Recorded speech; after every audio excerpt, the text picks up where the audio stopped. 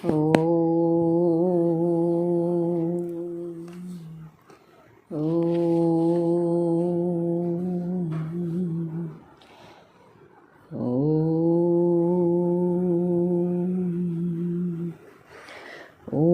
सहनाववतु सहनौ भुनक्तु सह वीर्यं करवावहै तेजस्विनावधीतमस्तु मा विद्विषावहै।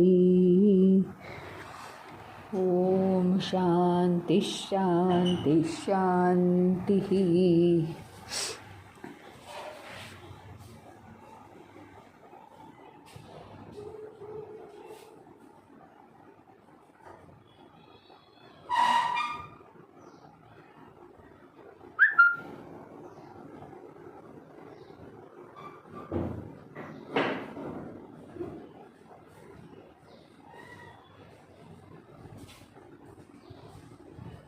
श्री गणेशाय नमः।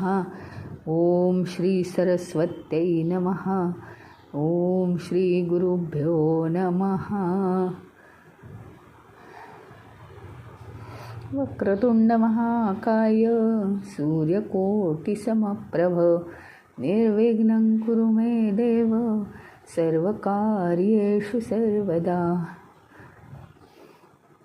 या कुन्देन्दुतुषारहारधवला या शुभ्रवस्त्रावृता या वीणावरदण्डमण्डितकरा या श्वेतपद्मासना या ब्रह्माच्युतशङ्करप्रभृतिभिर्देवैः सदा वन्दिता।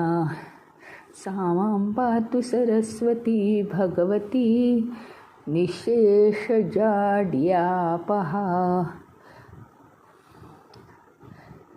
गुरुर्ब्रह्मा गुरुर्विष्णु गुरुर्देवो महेश्वरः गुरुरेव परं ब्रह्म तस्मै श्री गुरवे नमः।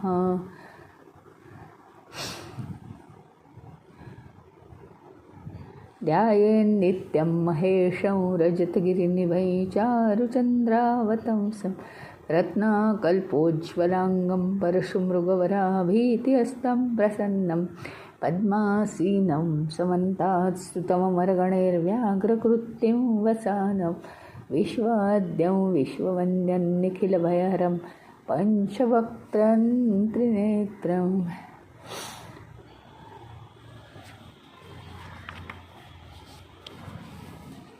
शिवपुराणाचं महात्म्य आपण ऐकतो आहोत.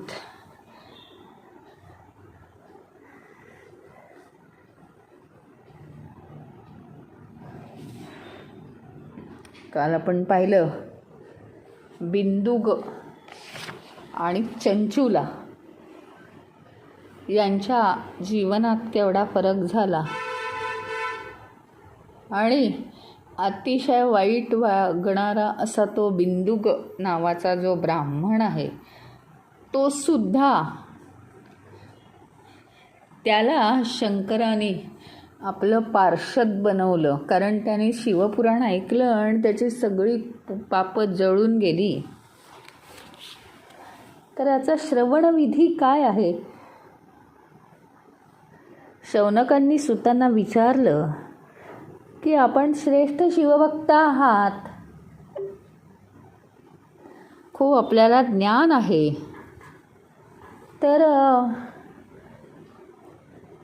म्हणजे इतकी छान शिवाची माहिती देता अत्यंत कौतुकास्पद आहे आणि अतिशय सुंदर उपदेश करत आहात, गुरुतुल्य आहात तुम्ही आम्हाला. तुम्हाला पहिल्यांदा नमस्कार असो. तुमच्या मुखातून आज आम्हाला शिवपुराण ऐकायला मिळतंय, हे एक आमचं मोठं भाग्य आहे आणि याचं संपूर्ण फल आम्हाला श्रोत्यांना प्राप्त व्हायला पाहिजे. म्हणून कसं श्रवण करावं याविषयी तुम्ही कृपा करून आम्हाला मार्गदर्शन करा. तुम्ही तर छान सांगताच आहात, पण कसं श्रवण केलं पाहिजे? मग सुतांनी सांगितलं, शौनकजी, तुमच्या मनात शिवकथांचं श्रवण करण्याबद्दल अतिशय आस्था आहे ही फार मोठी गोष्ट आहे, फार समाधानकारक आहे.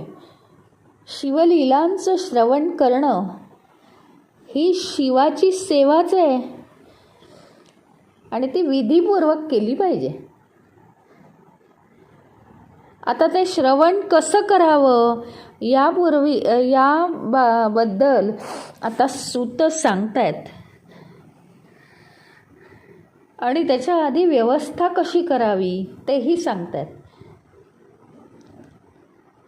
एका विद्वान ब्राह्मणाला बोलवावं, आदर सत्कार करावा, द्रव्य वस्त्र देऊन त्याला दान देऊन संतुष्ट करावं. मग आपलं मनोगत सांगायचं, आम्हाला कथा हवी आहे का, कशासाठी, कुठून ऐकलं आम्ही या कथेबद्दल, आम्हाला त्याच्यातून काय हवं आहे, असं त्याला मनोगत सांगायचं. ग्रंथ वाचनासाठी उत्तम मुहूर्त कोणता आहे हा त्याच्याकडून काढून घ्यायचा. आणि चांगला सत्कर्माचा संदेश सगळ्या माझ्याबरोबर अनेकांनी तो ऐकावा याची व्यवस्था करायची.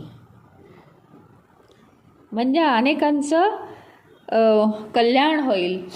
विशेषतः जे जे शिवभक्त आहेत त्यांच्यापर्यंत ही वार्ता गेली पाहिजे.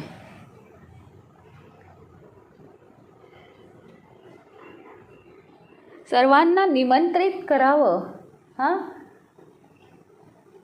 आणि मग कुठेही केलं तरी चालेल, शिवाच्या मंदिरात, देवालयात, तीर्थस्थानी किंवा एखाद्या अरण्यात, घरात, असं केलं तरी चालेल. मंडप उभारावा, केळीचे खांब, पताका, फुलांच्या माळा, असं सगळं सुशोभित केलं पाहिजे.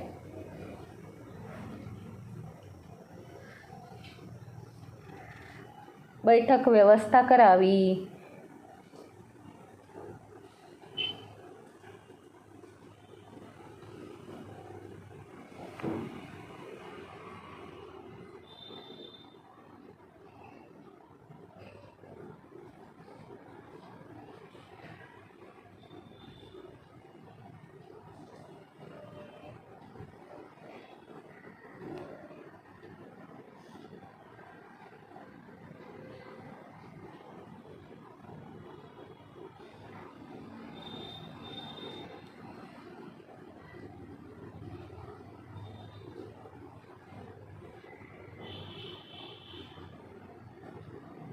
म्हणजे काय सांगितलं आहे त्यांनी की वाचनच ग्रंथाचा, आपण काही वाचन करणार नाही आहोत, आपण फक्त हे शिवपुराणाच्या कथा ऐकणार आहोत.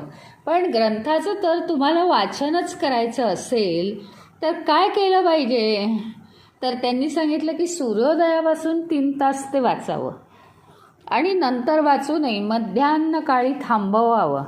म्हणजे साधारण 6, 6:30 पासून 9:30, 10पर्यंत जास्तीत जास्त ते चालेल. नंतर मध्यान्हकाळी वाचू नये आणि 4च्या नंतर चालेल.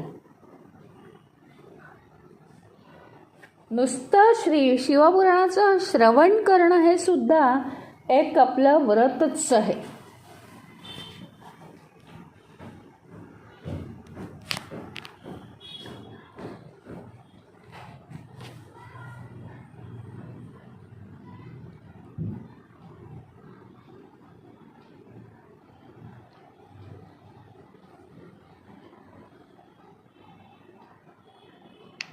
आणि ही कथा, शिवपुराणाची नुसती कथा कधी ऐकावी कधी ऐकू नये असं नाही. जर ती तुम्ही नित्यनेमाने ऐकली तर त्याचं फार मोठं फळ मिळतं. त्यांनी सांगितलं आहे की या सत्कार्यामध्ये कोणत्याही प्रकारचं विघ्न येऊ देऊ नये.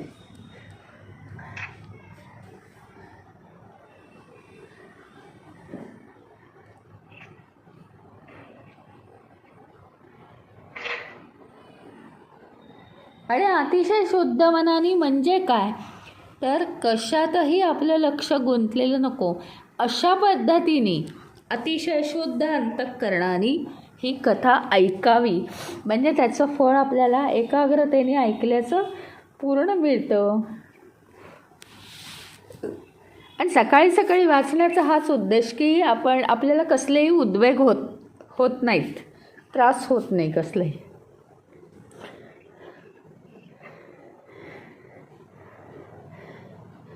आता हे श्रवणव्रत विधान सांगितलेलं आहे इथे.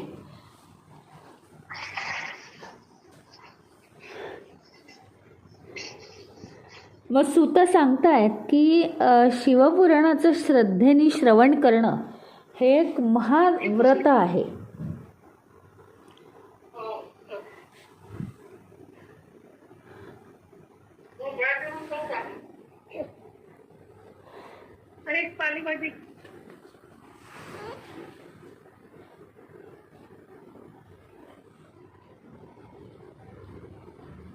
आणि याच्यासाठी ना काही नियम हवे आहेत, काही नियम पाळायला हवे आहेत. नियमपूर्वक या कथेचं श्रवण करावं. म्हणजे काय तर एकही दिवस वाया घालवू नये, याच्यात विघ्नबाधा येता कामा नाही, म्हणजे आपल्याला उत्तम फलप्राप्ती होते.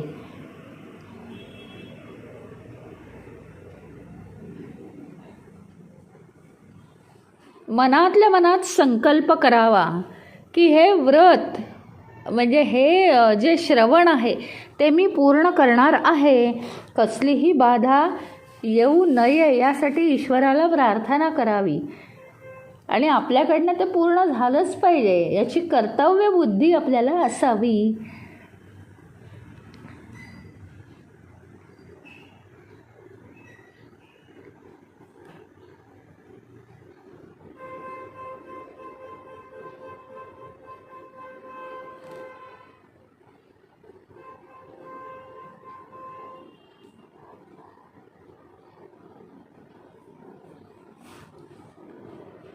त्याच्यानंतर शक्यतोवर ही कथा ऐकताना मौन पाळावे, बोलत बोलत हे ऐकू नये.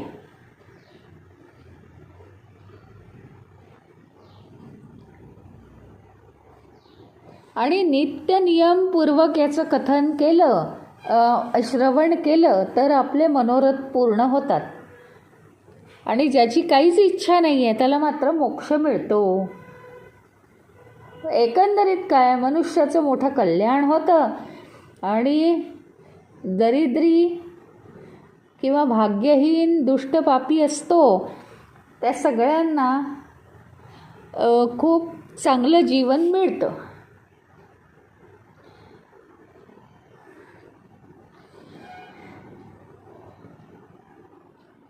आणि संपूर्ण हे कथन श्रवण पठण झालं की भावभक्तीने शंकराची पूजा करावी.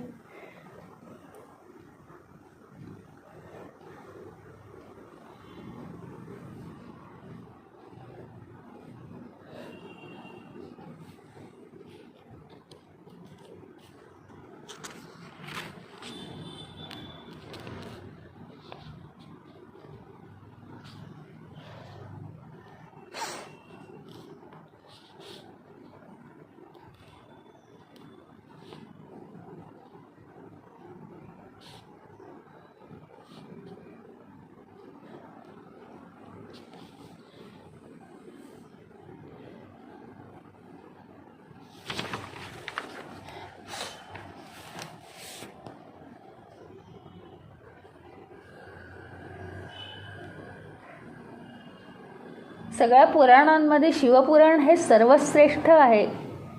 शंकराची ती वाङ्मय मूर्तीच म्हणा. आणि स्वतः शंकरांनी हे सांगितलेलं आहे, भवरोगाचं निवारण करणारं आहे.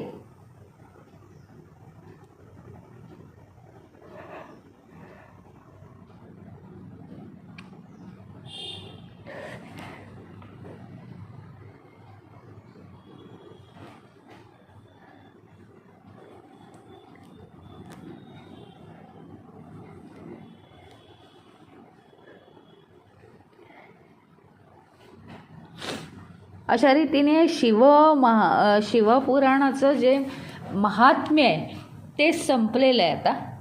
आणि आपण आता दुसऱ्या प्रकरणाला सुरुवात करतोय. विद्येश्वर संहिता. विद्येश्वर संहिता.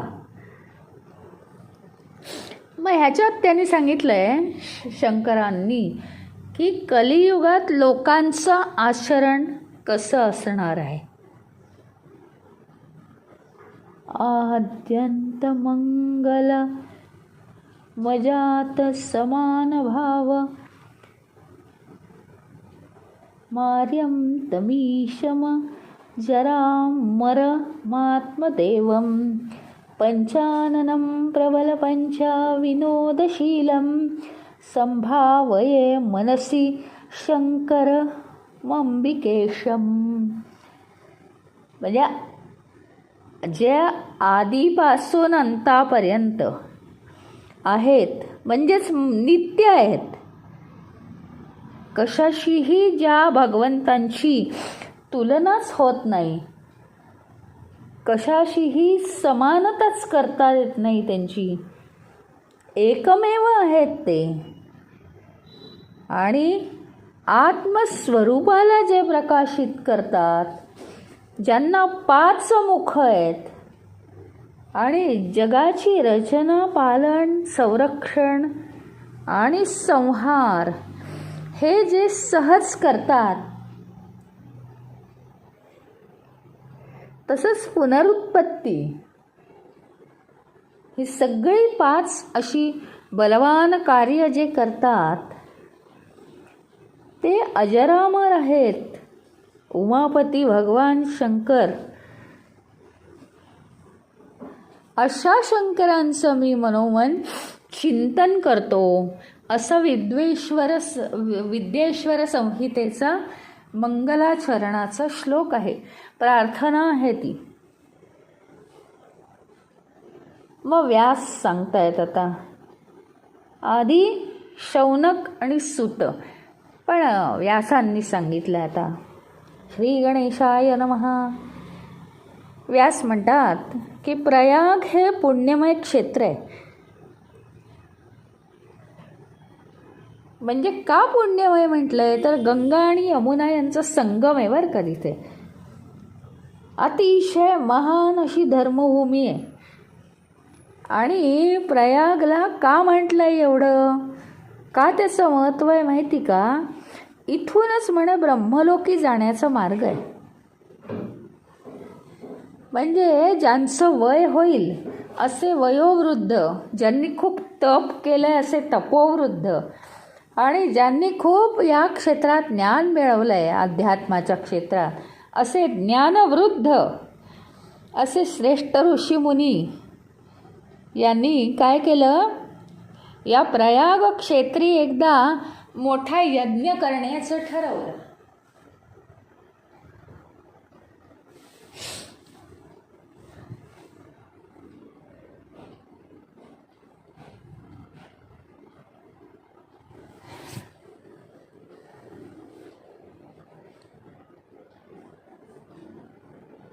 आणि असं मोठा यज्ञ होतोय हे वृत्त समजल्यावर व्यासांचं शिष्य हे सूत आहेत, हे ते सगळ्या महात्म्यांच्या दर्शनासाठी आता तिथे गेलेले आहेत. आणि त्यांना पाहून त्या सगळ्या ऋषीश्रेष्ठींना फारच आनंद झाला की इथे सूत कसे काय आले. त्यांनी सूतांचं स्वागत केलं. खरं म्हणजे महात्म्यांच्या दर्शनासाठी सूत गेले आणि सूतांना बघून, कारण सूतसुद्धा श्रेष्ठच होते ना, त्यांचंही कार्य, त्यांचंही साधना अफाटच आहे. मग त्यामुळे ऋषीमुनींना आनंद झाला. सगळ्या ऋषीमुनींनी त्यांचं स्वागत केलं.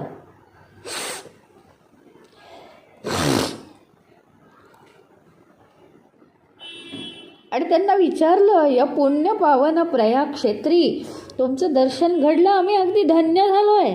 म्हणजे इतकं त्या सूतांना लोक महान मानत होते. तुम्ही तर सर्वज्ञ आहात आणि व्यासांच्या मुखातून तुम्ही पुराण विद्या अवगत केली आहे, भाग्यवान आहात. अनेक कथा आहेत तुमच्याकडे आणि त्रिकालांचं तुम्हाला ज्ञान पण आहे. भूत भविष्य वर्तमान म्हणजे अतिशय अफाट अशी तुमची साधना आहे. सगळ्यांचं तुम्ही कल्याण करणारे आहात, उत्तम वक्ते आहात आणि तुम्ही इथे आलात तर आमच्यासाठी मोठी पर्वणीच आहे. आता तुम्हीच कथन करावं, आम्ही तो लाभ घेणार. तुम्हाला माहिती का, कथा सांगण्यापेक्षा कथा ऐकत असताना आपली भक्ती अधिक होते आणि ते ऋषीमुनींना हवं होतं. आणि जर तुम्ही ही कथा सांगितली तर तुमच्या इथे येण्याचं सार्थकच होणार आहे.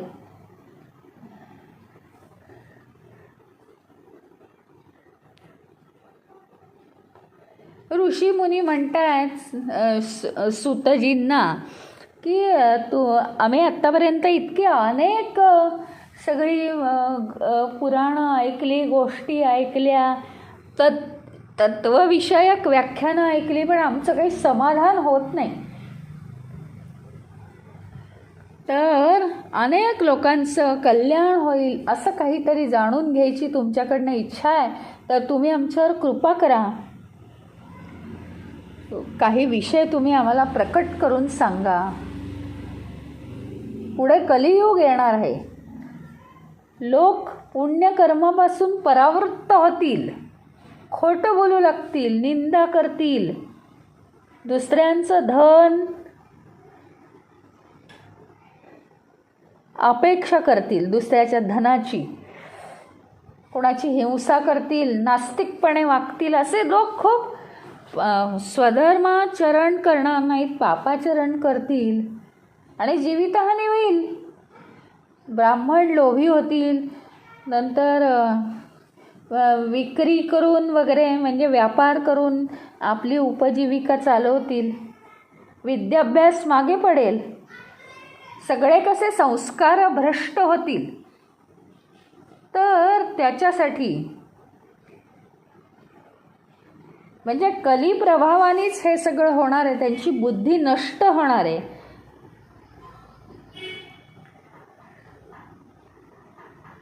मग त्यांना इहलोकी आणि परलोकी शांती कशी मिळणार आणि त्यांचाही उद्धार कसा होणार याची आम्हाला चिंता आहे. त्याच्याबद्दल तुम्ही काहीतरी सांगा. म्हणजे असा मार्ग सांगा की जो स्वतःलाही आपल्याला प्रसन्न करेल आणि दुसऱ्यांनाही काहीतरी उपकारकारक असं आपल्याला सांगता येईल, लोककल्याण करता येईल, असं तुम्ही आम्हाला सांगा. लोकांच्या पापांचा नाश होऊ शकेल आणि त्यांचा उद्धार होऊ शकेल असं काहीतरी आम्हाला ऐकवावं.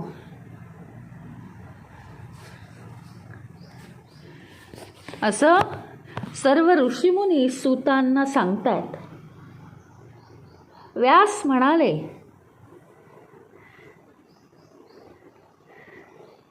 सगळ्या ऋषीमुनींनी आपली चिंता, प्रजेविषयीची काळजी सूतांना सांगितलेली आहे आणि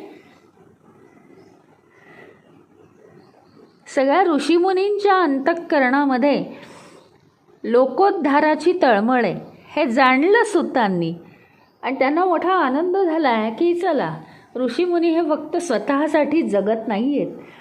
तर शंकराचं त्यांनी स्मरण केलं सूतांनी आणि म्हणाले, तुम्ही सर्वांनी खूप चांगली गोष्ट विचारली आहे. हा प्रश्न तर तिन्ही लोकांचं हित करणारा आहे आणि तुमच्या आग्रहाखातर व्यासांचं मी स्मरण करतो आणि मी आता बोलतो म्हणजे व्यासांचं स्मरण करून बोलतो, मी स्वतः काहीच बोलणार नाही आहे.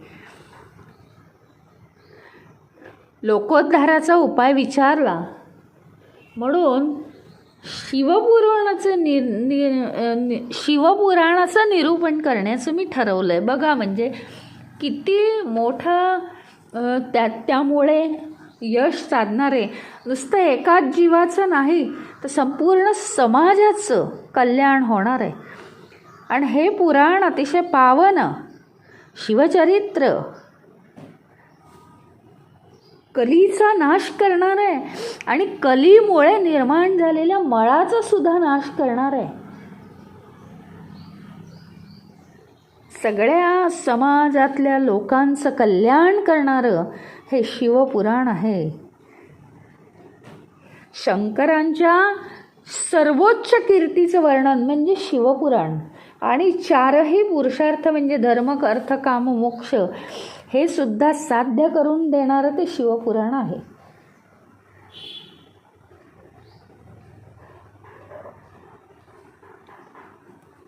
या सर्वोत्कृष्ट पुराणाचं जर आपण अध्ययन केलं तर अतिशय श्रेष्ठ अशी गती आपल्याला प्राप्त होते. आणि आपल्या अंतःकरणातला अज्ञानरूपी अंधकार नष्ट होतो. तर याच्यामध्ये काय 12 संहिता आहेत. त्याच्या 12 संहिता आहेत शिवपुराणाच्या.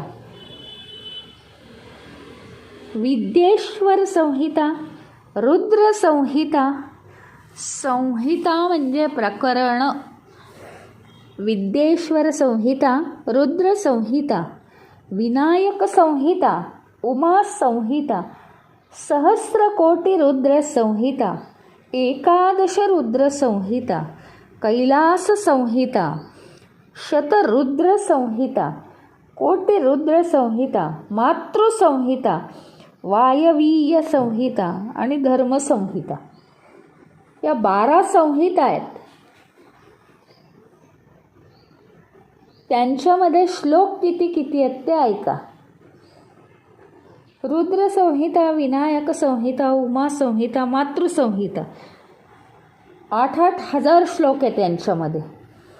एकादश रुद्र संहितेत 13,000, कैलास संहितेत 6,000, शतरुद्र संहितेत 3,000, कोटी रुद्र संहितेत 9,000, सहस्त्रकोटी रुद्र संहितेत 11,000 श्लोक आणि वायवीय संहितेत 4,000, धर्म संहितेत 12,000 श्लोक आहेत. मूळ शिवपुराणात 1,00,000 श्लोक आहेत. आणि व्यासांनी काय केलं माहिती का? एवढे 1,00,000 श्लोकांच्या ऐवजी महत्त्वाचे असे 24,000 श्लोक व्यासांनी संक्षिप्त केलेले आहेत.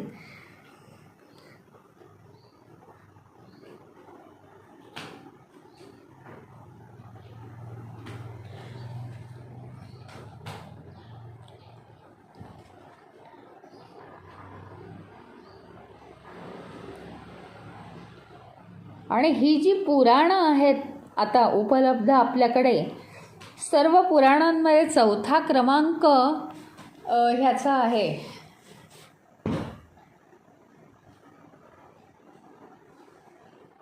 शिवपुराणाचा 4था क्रमांक आहे. आणि मुळात म्हणजे या 12 संहिता शिवपुराणात शंकरांनी सांगितलेल्या असून सुद्धा काय आहे, या शिवपुराणामध्ये व्यासांनी लिहिलेल्या शिवपुराणात 7 संहिता आहेत फक्त.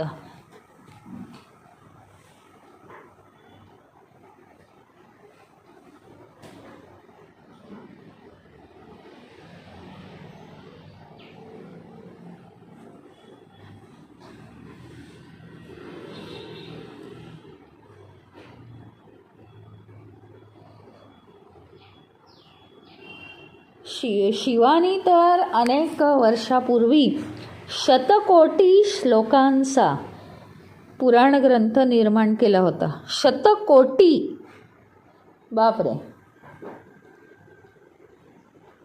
फारच विस्तृत साहित्य होतं हे शिवपुराणाचं.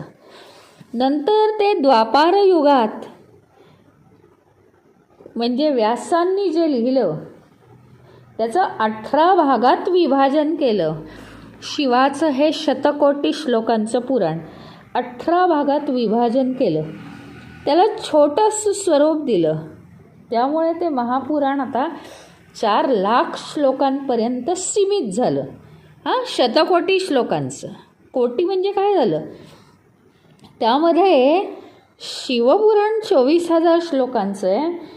या पुराणात विश्वेश्वर, रुद्र, शतरुद्र, कोटिरुद्र, उमा आणि कैलास आणि वायव्य अशा 7च संहिता आहेत. हे निर्मळ शिवपुराण शंकरांनी प्रतिपादन केलेलं आहे. आणि संक्षिप्त रूपात व्यासांनी ते पुन्हा रचलंय. हे पुराण म्हणजे सर्व जीवांचं कल्याण करणारं आहे. तिन्ही तापांपासून आपल्याला दूर ठेवतं, पापांचा नाश करतं आणि सत्पुरुषांवर उपकार करतं. म्हणजेच त्यांना आत्मप्राप्तीच्या मार्गावर नेतं. इतकं ग्रेट आहे हे. याच्यामध्ये धर्माचं व्यवस्थित प्रतिपादन केलेलं आहे.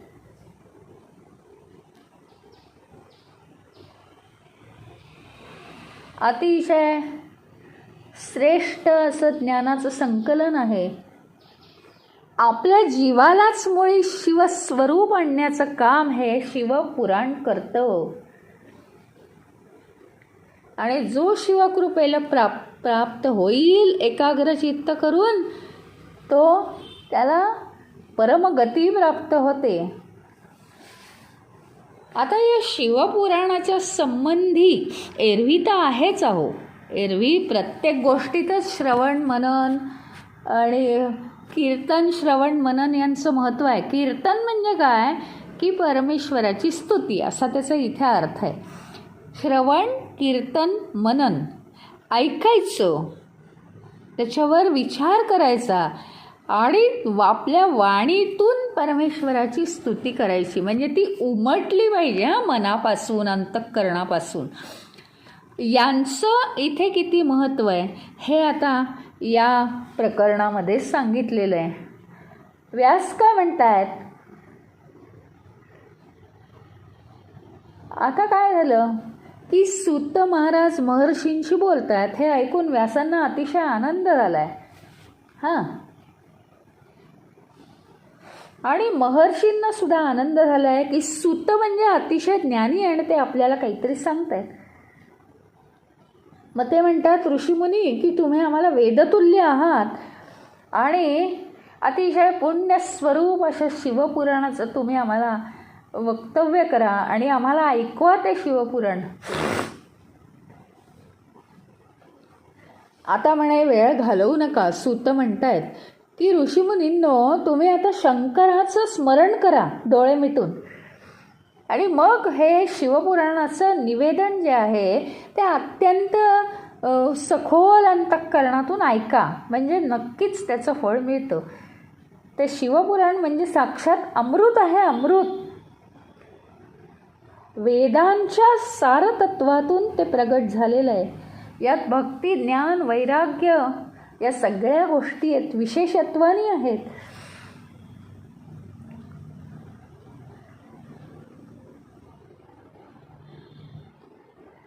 काय झालं, एकदा सृष्टीला आरंभ झाला होता आणि तेव्हा 6 ऋषिकुळात 6 ऋषिकुळांमध्ये महर्षींमध्ये सर्वात श्रेष्ठ कोण असा वाद निर्माण झाला.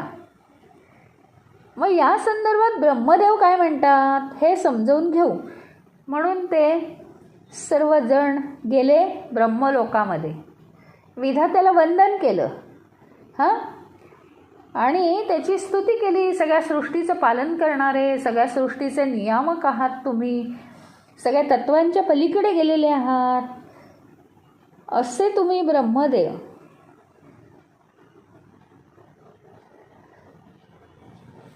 अतिशय श्रेष्ठ असं पुराण पुरुष कोण आहे हे आम्हाला आपल्याकडूनच जाणून घ्यायचं आहे, ते कृपा करून आम्हाला सांगावं. मग ब्रह्मदेव म्हणतात बरं का, हे कोण सांगते? सूत कोणाला सांगतात? ऋषीमुनींना सांगतायत.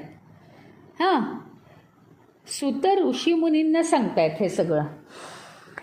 की ब्रह्मदेव म्हणतात की भगवान महादेव हे पुराण पुरुष आहेत सर्वश्रेष्ठ. त्यांचं जे अव्यक्त अस्तित्व आहे हे कोणीच जाणू शकणार नाही आहे. आकलन शक्तीच्या पलीकडे येते. ते सर्वसाक्षी आहेत, सर्वत्र आहेत, संपूर्ण विश्वाला अंतर्बाह्य व्यापलेले आहेत.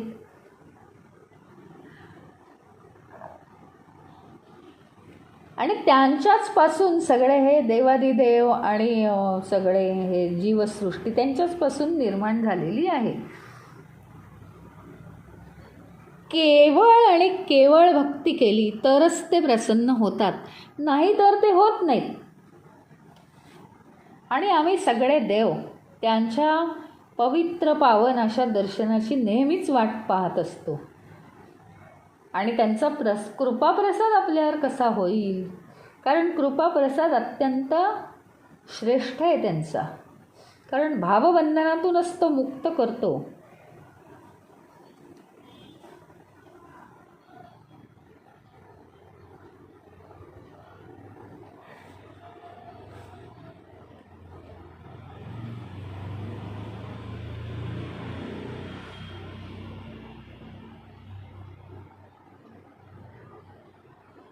आणि आता तुम्ही काय करा की ध्यान लावा, भगवान शंकरांना प्रसन्न करून घ्या.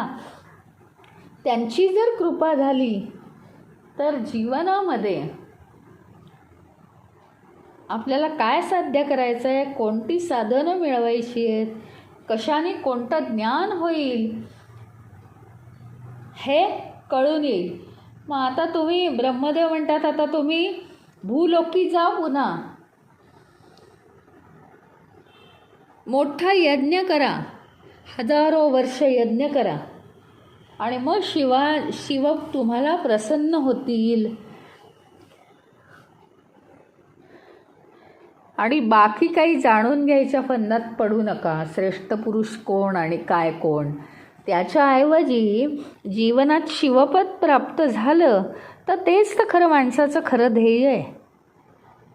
आणि त्याचं साधन सेवा भक्ती, शिवभक्ती हेच साधन आहे त्याचं. जो कसली इच्छा न करता भक्ती करतो तोच खरा साधक.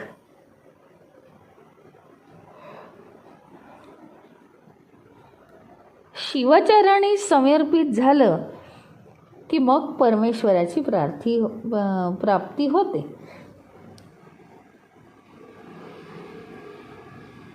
काय असतं, माणसाला एखादी गोष्ट पाहिली की त्याला तिच्याविषयी आकर्षण, आसक्ती निर्माण होते, स्वाभाविक आहे. पण ज्याचं दर्शन कुठंही होत नाही, तिच्याविषयी केवळ ऐकून आपल्याला श्रवण करून ते प्राप्त करायचं, म्हणून हे थोडंसं कठीण आहे. म्हणजे वस्तू जर आपण पाहिल्या इतर ठिकाणी तर त्या वस्तूंविषयी आपल्याला आकर्षण, ते तर कॉमन आहे. म्हणजे ते पाहिलं आहे आणि मला खूप आवडलं आहे तर मी ते करणार, मी ते मिळवणार.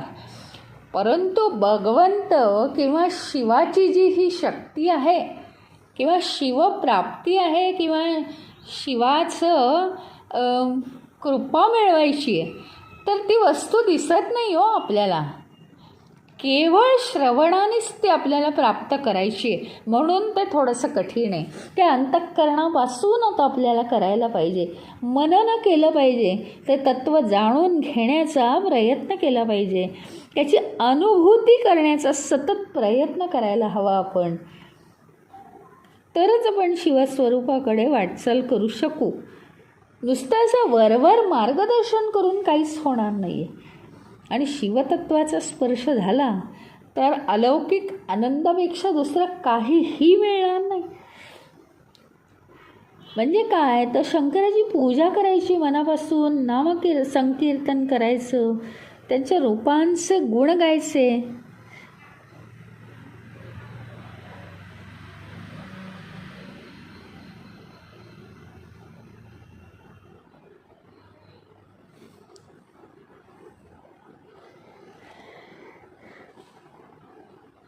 निरंतर शिवलीलांचं स्मरण करायचं, याला मनन म्हणतात.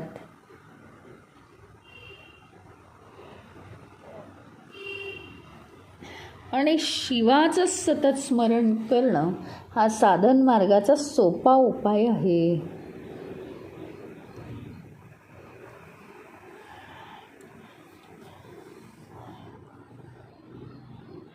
मग सूत काय म्हणतायत आता, सांगतायत ते पुढे पुढे. सूत सांगतायत या पाठामध्ये, आता सूत सांगणार आहेत की सनत कुमारांचा व्यासांना झालेला उपदेश, असं ते सांगतायत. मग आता सूत म्हणाले, श्रवण, कीर्तन, मनन या तिन्ही ज्या अवस्था आहेत, हे तीन काय आहेत आपली माहिती आहे का? साधन आहेत. श्रवण म्हणजे काय माहिती आहे का? आत्मबोधात याची व्याख्या येऊन गेलेली आहे श्रवणाची.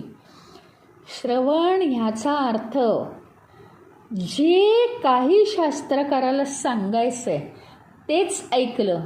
उदाहरण दिलं होतं तुम्हाला. प्रकाश नावाचा माणूस आहे, त्याला प्रकाश म्हणून हाक मारली की त्याला सूर्याचा प्रकाशाला हाक मारली आहे का असं नाही वाटत, बरोबर त्याला कळतं.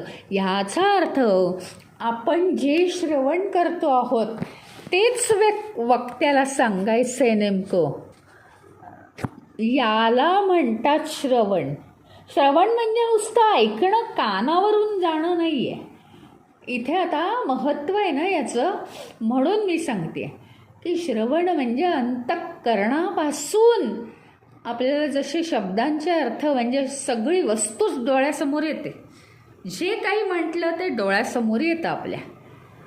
त्याप्रमाणे काय आहे की जे बोललंय वक्त्यानी ज्या भावामध्ये जे बोललंय तेच नेमकं ऐकणं, याला श्रवण म्हणतात. गुरुनी जे नेमकं सांगितलंय तेच आपण ऐकणं, त्याचाच सखोल विचार करणं, याला श्रवण म्हणतात. मग मनन म्हणजे जे परफेक्टली श्रवण केलं आहे त्याचंच सारखं विचार मंथन करणं, अनेक दिशांनी पडताळून पाहणं किंवा उदाहरणादाखल स्वतःला समजावून सांगणं म्हणजे मनन आहे. आणि तिसरी गोष्ट म्हणजे कीर्तन.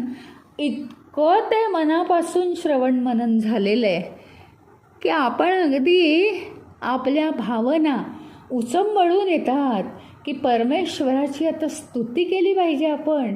आणि आपण एकाएकी परमेश्वराची स्तुती करणं हे सुद्धा महत्त्वाचं आहे. म्हणजे काय झालं, काय कळलं, हे म्हणण्यामध्ये हा उद्देश असतो की त्या विषयाचा आपल्या वाणीतून ते परमेश्वराचं किंवा त्या ज्ञानाचं स्तुती आपल्या वाणीतून झाली पाहिजे. म्हणजे वाणीला महानता प्राप्त होते आपल्या. हे सगळ्यात जास्त महत्त्व आहे त्याचं. म्हणून श्रवण, मनन आणि कीर्तन शिवपुराणाच्या बाबतीत म्हणजे पुराणांच्या बाबतीत. आणि मग हे श्रवण, मनन आणि कीर्तनाचं महत्त्व पटवून देण्यासाठी आता सूत एक कथा सांगतायत. खूप पूर्वीची गोष्ट आहे. पराशरांचे पुत्र व्यास हे माझे गुरु आहेत. ते सरस्वती नदीच्या तीरावर गेले होते तपश्चर्या करायला. एके दिवशी अशा सूर्याप्रमाणे अगदी अतिशय तेजस्वी विमानात बसून तिथे सनत कुमार त्यांच्याजवळ आले. आणि त्यावेळी व्यास महर्षी हे ध्यानस्थ बसले होते, एकदम सखोल ध्यानात गेलेले होते. त्यांची सगळी साधना पूर्ण झाली. त्यांनी डोळे उघडले आणि समोर बघतात तर काय, सनत कुमार. त्यांना खूप आनंद झाला. त्यांनी उठून त्यांना नमस्कार केला, अर्घ्य अर्पण केलं, आसनावर बसवलं आणि संतुष्ट झाले ते सनत कुमार. आणि अतिशय विनम्रपणे व्यास त्यांच्यासमोर हात जोडून उभे राहिले.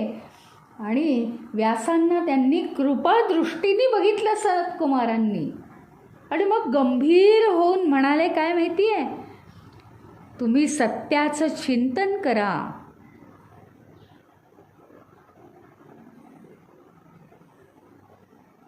तुमचं श्रेयस्कर कशात आहे तर सत्याचं चिंतन, आणि हाच खरा मार्ग आहे. या जीवाचं तुमच्या परमकल्याण होणार आहे, सुख प्राप्त होणार आहे, आनंद प्राप्ती होणार आहे, शाश्वत आनंद मिळणार आहे. आणि काळाची कोणतीही अडचण त्याच्यावर येणार नाही. तर तुमच्यावर आमची कृपा आहे असं सनत कुमारांनी व्यासांना सांगितलं. आणि तुम्हाला काय प्राप्त होणार आहे माहिती आहे?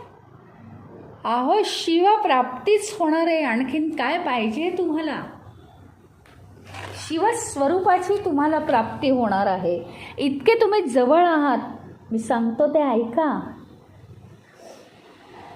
आणि श्रवण कीर्तन मनन, बघा हेच महत्त्व सांगितलं आहे. या साधनांचं महत्त्व आहे आणि ते तुम्ही उत्कृष्ट करता आहात.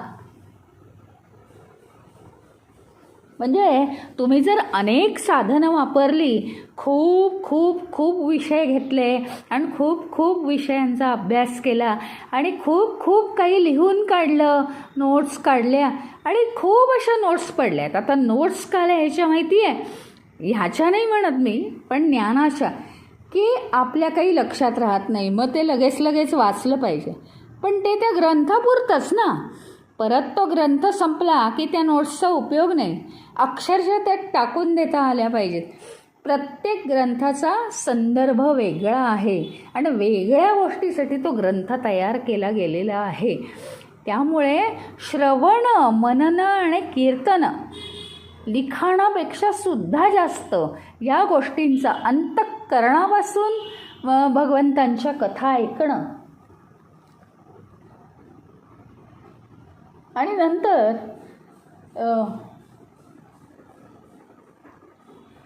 त्या सनत कुमारांनी सांगितलं, अरे आम्ही सुद्धा अनेक साधनं वापरली आणि संभ्रमित होऊन गेलो होतो.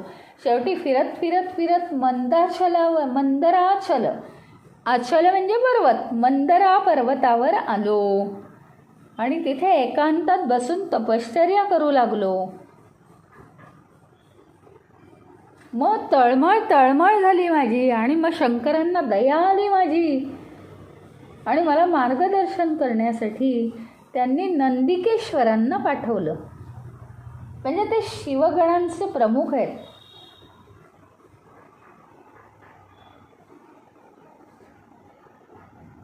सनत कुमार म्हणतात, ते त्वरेने माझ्याजवळ आले आणि मुक्ती मार्गाचा उपदेश केला. त्यांनी अतिशय प्रेमपूर्वक असा उपदेश केला. आणि श्रवण कीर्तन मनन हेच शिवप्राप्तीचं श्रेष्ठ साधन आहे, हाच मुक्तीचा राजमार्ग आहे असं स्वतः शंकरांनीच मला सांगितलं. आणि या त्रिविध साधनांचं अनुष्ठान करा, म्हणजे 1000 वेळा तेच करा तुम्ही. व्यास नंदिकेश्वरांच्या उपदेशानुसार श्रवण मनन आणि कीर्तन यांची शिव आराधना आम्ही करू लागलो आणि त्याच्यामुळे आम्ही कुठल्या कुठे पोहोचलो.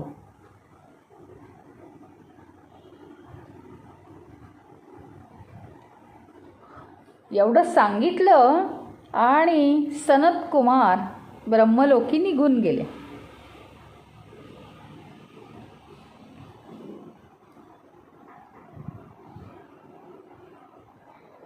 मग सुतांनी ही त्यांची कथा यांना सांगितली, ऋषीमुनींना.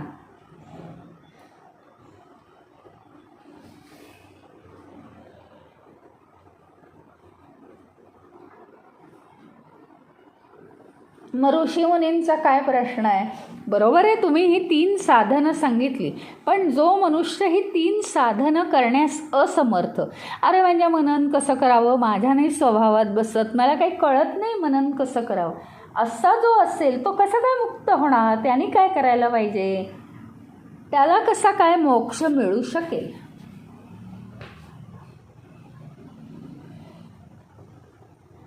तर इथे आता आज आपण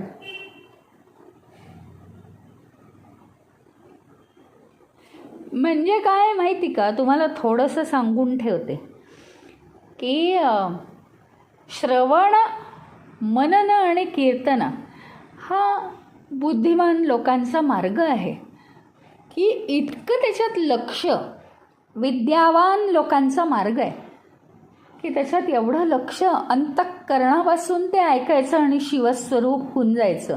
हा सगळ्यात डायरेक्ट मार्ग आहे. आपली आतली बंधनं आपोआप सुटतात. त्यांनी ते बिंदुगाचं वगैरे उदाहरण दिलेलंच आहे सुरुवातीला. आपोआप आपली आतली बंधनं सुटत जातात आणि आपण मुक्त होतो सगळ्यातनं. परंतु ते जर एखाद्याला जमत नसेल, एकाग्रचित्त होत नसेल, दुसऱ्या गोष्टी आठवत असतील संसाराच्या, तर त्याने काय करावं? तर इथे सांगितलंय शिवलिंग, शिवमूर्ती म्हणजे सगुणावर येणं. ज्ञान सोडून द्या, मग सगुण भक्ती करा.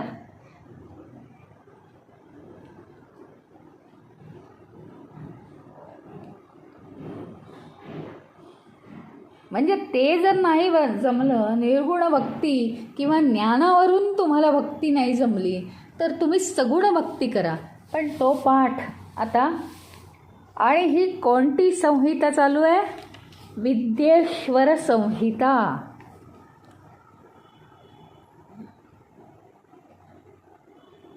तर त्याचं आपण आता शिवलिंग, शिवमूर्ती, त्याचं पूजन, याचं रहस्य काय आहे ते आता उद्या जाणून घेऊया आपण.